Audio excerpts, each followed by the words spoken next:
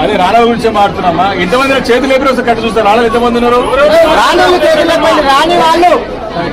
ఈరోజు తెలంగాణ రాష్ట్ర వ్యాప్తంగా గ్రామ సభలు అదేవిధంగా వార్డు సభలు పెట్టి కాంగ్రెస్ ప్రభుత్వం ప్రజల్ని గందరగోళాన్ని సృష్టిస్తోంది, ప్రజలని అయోమయం గురి చేస్తూ ఉంది.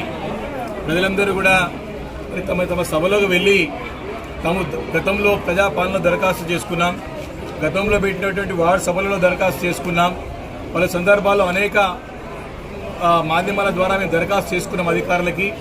కానీ అర్హులైన వారికి ఎవరు కూడా మా పేర్లు ఒక జాబితాలో లేదు.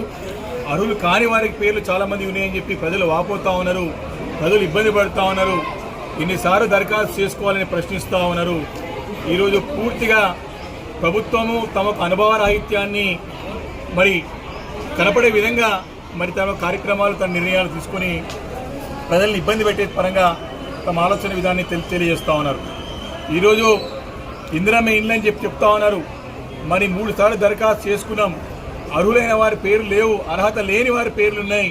మేము మళ్ళీ ఎన్నిసార్లు దరఖాస్తు చేసుకోవాలి, ఎన్నిసార్లు మీరు తిరగాలని చెప్పి ప్రజలు ఈరోజు ప్రశ్నిస్తూ ఉన్నారు.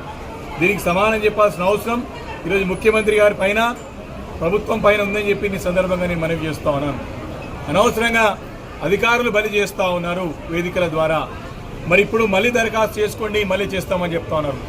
26 తారీఖు నుండి మేమన్నీ కూడా లబ్ధిదారులను ఎంపిక చేసి పంపిణీ చేస్తామన్నారు. కానీ వారి దగ్గర ఇప్పటివరకు స్పష్టమైన జాబితానే కనపడలేదు.